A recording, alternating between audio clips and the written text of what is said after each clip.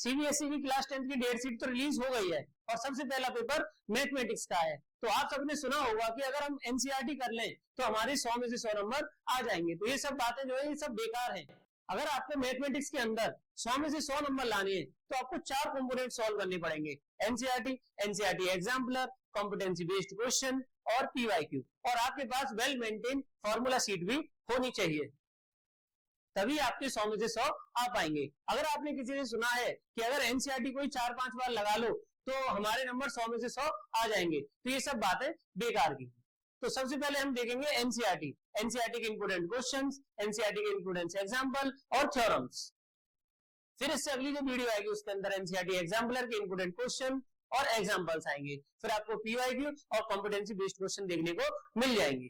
चलिए तो फिर स्टार्ट करते हैं चैप्टर नंबर 1 रियल नंबर। तो रियल नंबर के अंदर आपको एक्सरसाइज 1.1 में से 4, 5, 6, 7, एक्सरसाइज 1.2 में से 1 और 2 और इसी से आपकी एक्सरसाइज कंप्लीट हो जाएगी, क्योंकि इसके अंदर prove that √2 is an irrational number, prove that 3 + 2 √5 is an irrational number, ऐसे क्वेश्चन आपको देखने को मिल जाएंगे।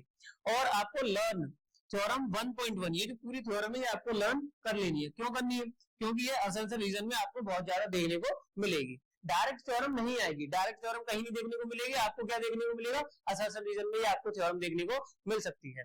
चैप्टर नंबर 2 पॉलिनोमियल 2.1 में से आपको ये पूरी एक्सरसाइज करनी है। जितनी देर में बताया उतनी देर में पूरी एक्सरसाइज हो जाएगी। एक्सरसाइज 2.2 में से क्वेश्चन नंबर 1 का 3rd, 4th और 5th और क्वेश्चन नंबर 2 में से 2nd और 5th कर लेना है। एग्जाम्पल नंबर 3 इसका मोस्ट इंपोर्टेंट क्वेश्चन है। आगे चलते हैं हम चैप्टर नंबर 3 की तरफ, pair of linear equation in 2 variable. तो आपको एक्सरसाइज 3.1 में से क्वेश्चन नंबर 2nd का 2nd, क्वेश्चन नंबर 3rd का 3rd और 4th और 5 और 7 भी लगा लेना है। एक्सरसाइज 3.2 में से ये जितने भी क्वेश्चन भी रखे हैं आप सबको लगा लेना है, इन सबको आप मार्क कर लेना। एक्सरसाइज 3.3 में से जितनी भी वर्ड प्रॉब्लम दे रखी है वो आपको लगा लेनी है और एग्जाम्पल आपको 3, 8, 7 ये क्वेश्चन जरूर कर लेना है। और इसकी पुरानी एनसीईआरटी को लगाना ना भूलें, एक्सरसाइज 3.6 जिसमें कि वर्क एंड टाइम के ऊपर बहुत सारे क्वेश्चन दे रखे हैं।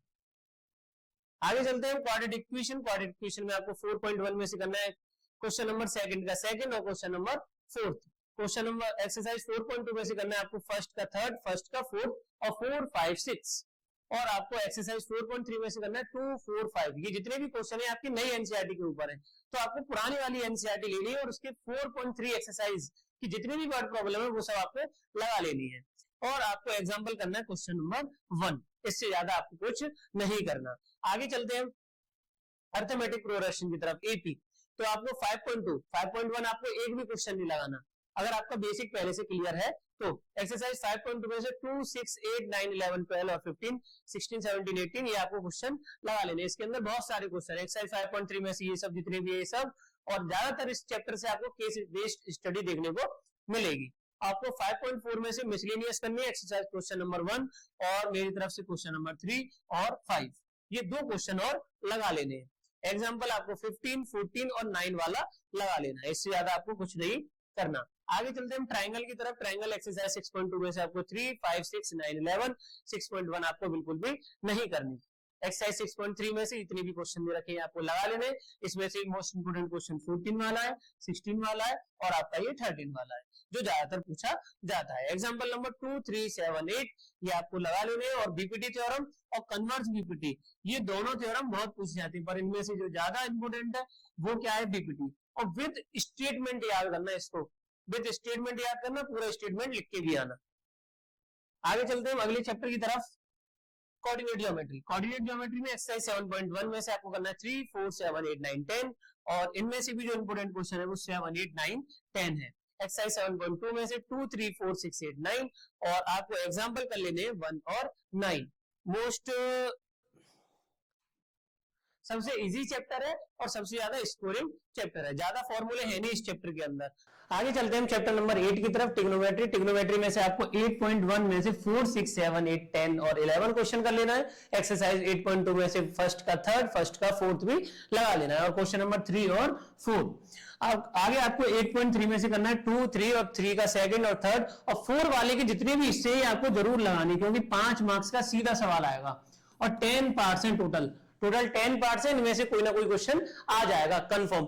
आगे एग्जांपल में से आपको 6, 7, 10 और 6, 7, 11 और 12 लगा लेना है। आगे चलते हैं हम सम एप्लीकेशन ऑफ ट्रिग्नोमेट्री की तरफ। तो सम एप्लीकेशन ऑफ ट्रिग्नोमेट्री में से आपको एक्सरसाइज 9.1 का 2, 6, 8, 9, 10, 11, 12, 13 और 15 लगा लेना है और एग्जांपल नंबर 5, 6, 7 भी कर लेना है। और इसके 15 एक्स्ट्रा क्वेश्चन लगा के देखना एनसीईआरटी एग्जाम्पलर के, जो कि ज्यादातर पूछे जाते हैं। सीधा सवाल आएगा 4 नंबर का। आगे चलते हैं सर्कल की तरफ। सर्कल में से आपको 10.1 में से क्वेश्चन नंबर 4, 10.2 में से 3, 7, 8, 9 और 11 और 13 भी लगा लेना है और एग्जाम्पल्स में से आपको 2 और 3 करना है। आपको इनकी थ्योरम कर लेनी है दोनों, 10.1 और 10.2। पूरी एनसीईआरटी के अंदर 4 थ्योरम है, 4 से ज्यादा थ्योरम नहीं है। बीपीटी, कन्वर्स बीपीटी, 10.1 और 10.2, ये चारों थ्योरम आप कंफर्म याद कर लें। इनमें से एक ना एक थ्योरम किसी भी ना किसी सेट में आ जाती है। एरिया रिलेटेड टू सर्कल में से आपको करना है 11.1, 11.1 में से 2, 3, 5, 7, 8, 10, 11 और 13। ये मोस्ट इंपोर्टेंट क्वेश्चन है और एग्जांपल आपको करना है सेकंड वाला। आगे चलते हैं हम सरफेस एरिया एंड वॉल्यूम की तरफ।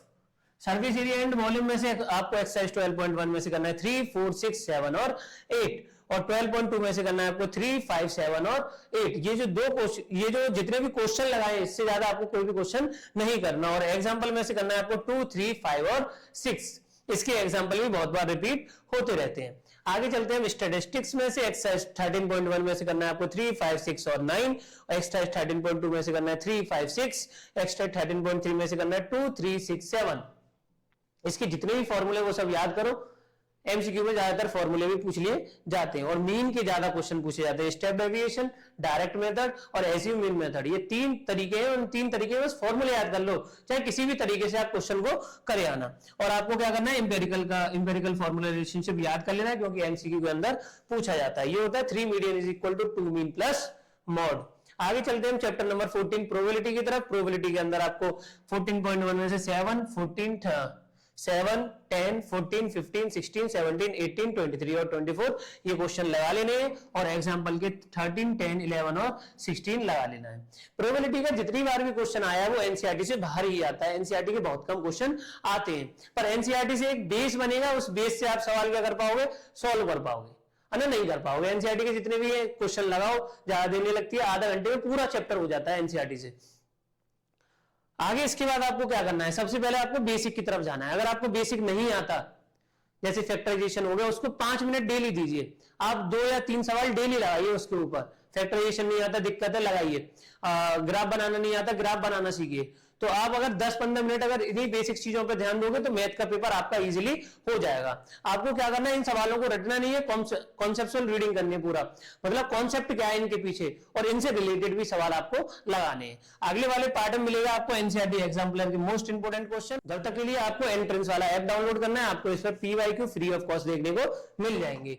वीडियो को लाइक, चैनल को सब्सक्राइब करते हुए जाना, क्योंकि इससे अगला जो पार्ट आएगा वो एनसीईआरटी एग्जाम्पलर का होगा। इससे अगला जो पार्ट होगा वो पीवाईक्यू के पीछे होगा और आपको कॉम्पिटेंसी बेस्ड क्वेश्चन भी देखने को मिल जाएंगे और आपको फॉर्मूला शीट के ऊपर एक डेडिकेटेड वीडियो भी देखने को मिल जाएगी।